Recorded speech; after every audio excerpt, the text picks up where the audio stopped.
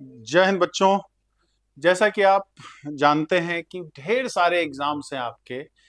मार्च में ही आपका 22 मार्च को आपका ईएमआरएस का टीजीटी पीजीटी, फिर 28 के आसपास आपका क्या है केवीएस एनवीएस का टीजीटी और पीजीटी। 3 अप्रैल में आपका असिस्टेंट प्रोफेसर का, 3 मई को आपका जीआईसी का, 9-10 मई को आपका पीजीटी का, 17 मई को आपका फिर एलटी मेंस का, और फिर मई में आपका सॉरी जून में 3-4 जून, शायद एग्जैक्ट डेट याद नहीं, शायद 3 या 4 जून ही है आपका टीजीटी का। फिर अगस्त में आपका क्या है मेंस का, इस दौरान आपका जीआईसी मेंस का, और इस दौरान आपका डीटीपीएल भी हो सकता है, उसमें थोड़ा डिले है लेकिन ये भी होने की संभावना है। उत्तराखंड एलटी का भी है, और फिर लगे हाथ आपका क्या है कि बीपीएससी की भी होने की संभावना है। और ये तो अभी जो है, तो जिसका भी नहीं आया है उसकी बात तो हम दूर करेंगे, बीपीएससी 4 पॉइंट की भी बात नहीं कर रहे हैं। लेकिन कुछ बच्चे जब ऑनलाइन क्लास ले रहा था वहां पे, चाहे पेड क्लास हो चाहे पब्लिक क्लास हो आपका, साथ ही साथ आपका क्या है व्हाट्सएप मैसेजेस पे, कॉल पे, कि सर इतने सारे एग्जाम्स हैं, केवीएस का भी है एग्जाम, एनवीएस का भी मेरा एग्जाम है, एलटी का भी है, पीजीटी भी देना है, टीजीटी भी देना है, जीआईसी भी देना है, सर कैसे करूं?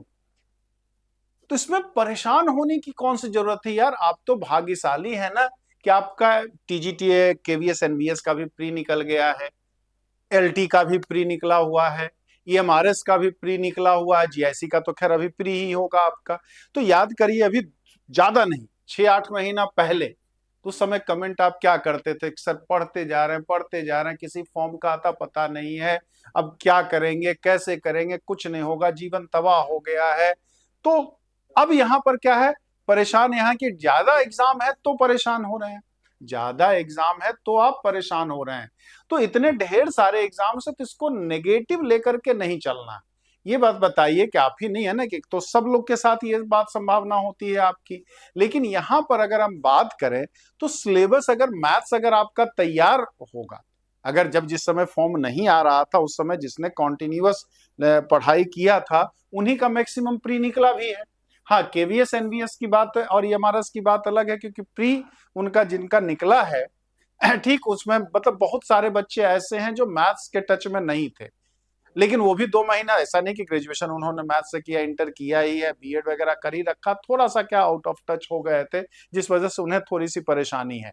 लेकिन जिनका ढेर सारे एग्जाम्स जिनको देना है, तो वो तो ईश्वर का धन्यवाद मनाइए कि आपको सब एग्जाम देने का मौका मिला है। जिनका नहीं किसी में हुआ है, ना एलटी प्री में हुआ है, ना केवीएस एनवीएस प्री में हुआ है, ना आपका क्या ईएमआरएस प्री में, उनसे उनका दर्द पूछिए।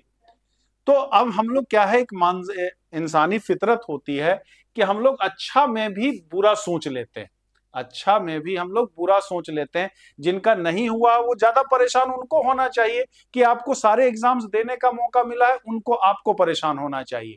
हाँ, अगर ये है कि आप 24 घंटा में 25 घंटा नहीं पढ़ सकते हैं, लेकिन हाँ जितना मैक्सिमम टाइम है मैक्सिमम एफर्ट देने की जरूरत है। ऐसा सुनहरा मौका कभी कभार ही मिलता है, जैसे कहते हैं ना, ग्रह नक्षत्र सब जब एक साथ एकदम सही दिशा दशा में हो तब जाकर के ऐसा मिलता है। अभी तो पांचों उंगली की और सरकड़ाही में है आपको। ठीक, अगर सबका प्री निकला है तो इससे बेहतरीन बात तो हो ही नहीं सकती, तो इसमें परेशान होने की कौन सी आवश्यकता है। हाँ, मैक्सिमम एफर्ट लगाने की जरूरत है आपका। मान लीजिए टीजीटी का करते हैं आप, केवीएस एनवीएस या ईएमआरएस टीजीटी का, तो उसमें भी लगभग 50-60% आपका क्या है 12th वाला है, कुछ पोर्शन आपका मतलब क्या है मैक्सिमम 9-10th वाला है। तो वो यूपी टीजीटी करेंगे तो उसमें भी तो वो सारी चीजें सिलेबस में है। जीआईसी में थोड़ा सा एक्स्ट्रा जरूर है, थोड़ा सा एक्स्ट्रा जरूर है आपका, मतलब जितना आप केवीएस एनवीएस पीजीटी के लिए करेंगे, एमआरएस पीजीटी के लिए करेंगे, या यूपी टीजीटी पीजीटी के लिए करेंगे, एलटी मेंस के लिए जो पढ़ेंगे, उससे थोड़ा सा सिलेबस आपका क्या है जीआईसी प्री में ज्यादा होगा और मेंस में भी ज्यादा होगा। लेकिन मेरे भाई ये भी तो देख रहे हो कि एलटी मेंस की क्या दशा रही, एलटी मेंस की जो आपकी दशा रही क्या, कि 40-15 गुना बच्चे होने थे, फिर एलटी प्री में आपका 15 गुना बच्चा लेना था, लेकिन हुआ कितना, केवल हुआ केवल कितना 2260। 2260, 1 लाख बच्चे में मुश्किल से 2% बच्चा सेलेक्ट हो पाया आपका। कहाँ 17,000 होना था और कहाँ मुश्किल से 2260 बच्चा हो पाया। 2260 बच्चा हो पाया। तो ऐसा भी नहीं था कि एकदम बहुत ही कठिन पेपर था। शुरुआत पे आपने देखा होगा, जरूर लगा होगा कि बहुत कठिन पेपर है, लेकिन आप भी जानते हैं कि मतलब पेपर पूछने का नया तरीका थोड़ा सा जरूर था, जिसको फर्स्ट टाइम देखने पे एकदम मतलब हड़बड़ाहट में चीजें गड़बड़ाई, मतलब इधर उधर हो गई है, जिस वजह से इतने कम बच्चों का हो पाया। टाइम कम मिला क्योंकि लोग तैयारी ही तब शुरू किए थे कि जब फॉर्म निकला था। इस 2260 बच्चे में शायद ही 50 बच्चा ऐसा होगा जो फॉर्म आने के बाद तैयारी किया और वो सेलेक्ट हो गया होगा। 2260 में से 2200 बच्चे ऐसे हैं जो लगातार टीजीटी पीजीटी का तैयारी कर रहे थे, या एलटी का जब से सुगबुगाहट हुई थी तब से वो 1.5-2 साल से लगे हुए थे। उन्हीं का प्री निकला है, उन्हीं का प्री निकला हुआ है आपका। ठीक, केवीएस एनवीएस की बात करें या जीआईसी की बात करें, तो इसमें 40% का जो क्राइटेरिया है आपका, 40% मिनिमम चाहिए जीआईसी के लिए भी आपको।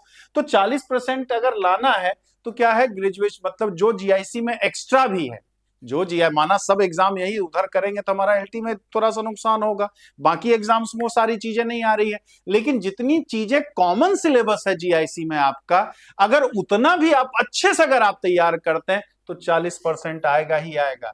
क्योंकि अभी भी फिर से मैं कह रहा हूं, एलटी जिस दिन एग्जाम हुआ था उसी दिन मैंने कहा था कि 15 गुना बच्चे नहीं मिल पाएंगे, और जीआईसी में भी इसकी भरपूर संभावना है। अब से एग्जैक्ट तो नहीं कह सकते जब तक पेपर ना देख लें, लेकिन पिछली बार का अनुभव या एलटी मेंस के एलटी प्री के अनुभव से आपका, या आयोग का पेपर बनाने का जो पैटर्न होता है, हर बार कुछ नया सी गुफा टाइप का जरूर रहता है। तो इस बार फिर जैसे पिछली बार जीआईसी में 15 गुना 10 गुना जाते जाते हो गया, दुगुना तो नहीं हुआ था, पिछली बार 10 गुना लगभग हो गया था।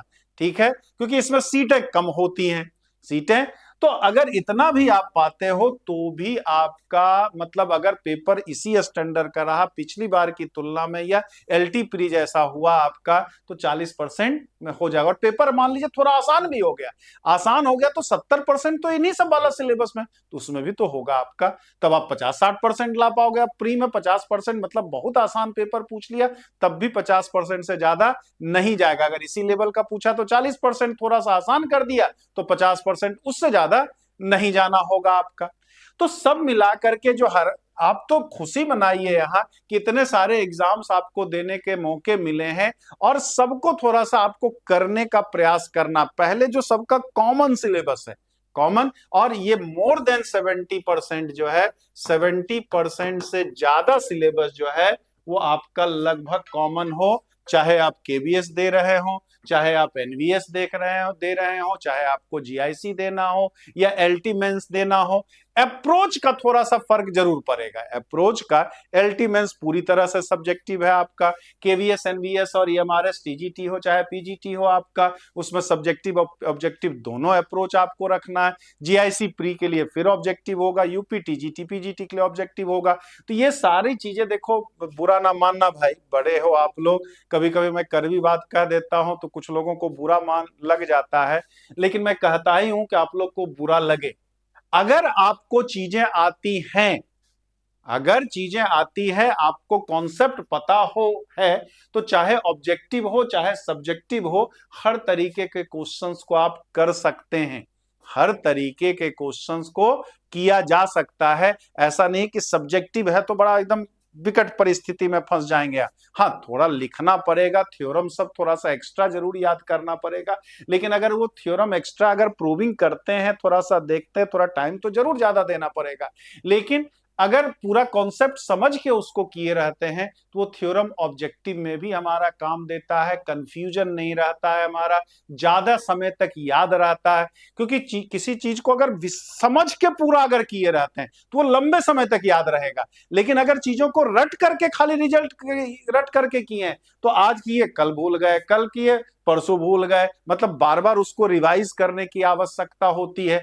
ठीक है, तो सब्जेक्टिव भी है तो वो बुरा नहीं है, थोड़ी सी मेहनत आपको जरूर बढ़ जाती है, मेहनत आपका जरूर बढ़ जाता है, लेकिन लॉन्ग टर्म में वो हमेशा फायदे का सौदा होता है, नुकसान का सौदा नहीं होता है।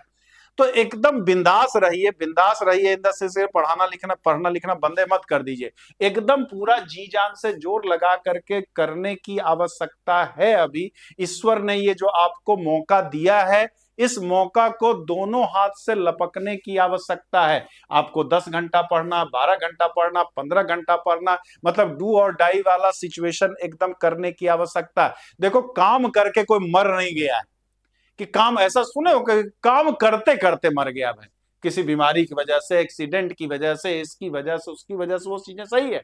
आपकी क्षमता अपरंपार है, आपकी क्षमता अपरंपार है। ये दिमाग जो मानव दिमाग है आपका, ठीक है, इसकी क्षमता अपरंपार है। वो कोई एआई से जीतना है। आदमी ने एआई को बनाया, एआई ने आदमी को अभी फिलहाल ना बनाया, भविष्य में बना देगा तो अलग बात है।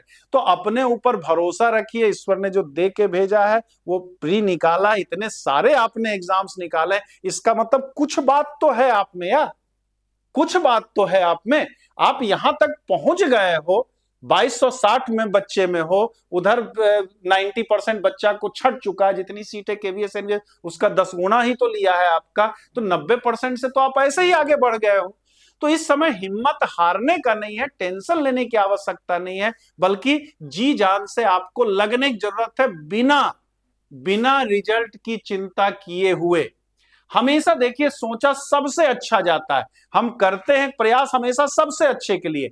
हाँ, बुरा के लिए तैयार जरूर रहना चाहिए, बुरा के लिए सबसे तैयार, कोई बात नहीं, ये होगा तो ये पढ़ा हुआ हमारा चला थोड़ी जाएगा यार, चला तो जाएगा नहीं। अभी ढेर सारे नए यूपी टीजीटी पीजीटी की वैकेंसी पका हुआ है, कभी भी आ सकता है आपका, कभी भी। बीपीएससी 4.0 आपका आने वाला है, आज टपक जाए कल टपक जाए। नए टीजीटी पीजीटी में ठीक ठाक सीट आनी है आपकी। तो ये अगर मेहनत बहुत बुरा होगा तो यही होगा ना कि सिलेक्शन नहीं होगा हमारा, सिलेक्शन, क्योंकि भाई जितनी सीट है उतना ही होना है आपका। लेकिन एलटी मेंस में तो लगता है जितना सीट है उतना सिलेक्शन नहीं हो पाएगा, उसमें भी सीटें खाली रह जाएंगी। अगर आपने ध्यान पूर्वक चीजों को नहीं किया तो।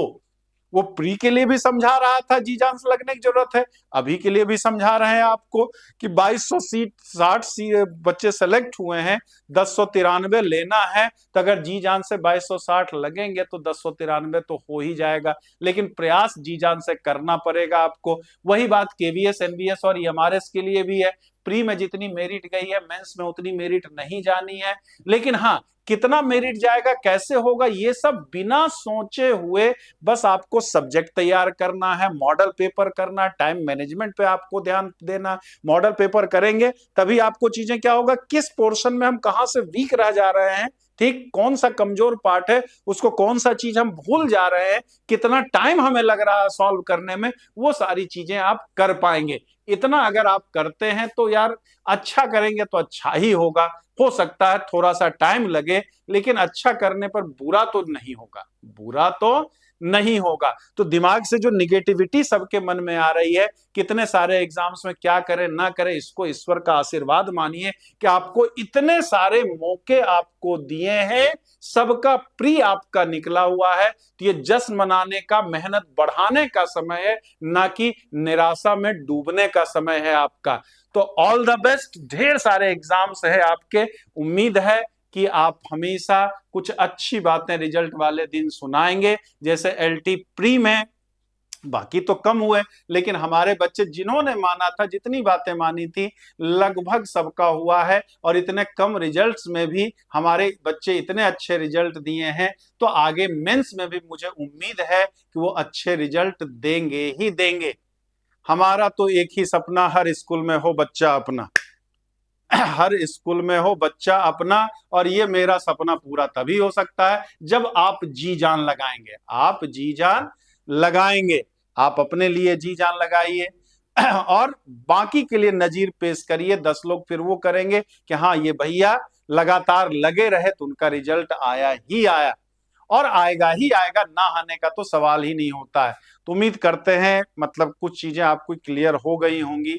और कुछ जानना है तो कमेंट में आप बिल्कुल बता सकते हैं, बोल सकते हैं कि निगेटिविटी एकदम हटाने की आवश्यकता है, और ये समय जी जान से लगने की जरूरत है। जी जान से लग जाइए, अच्छा खबर दीजिए। जय हिंद, जय भारत।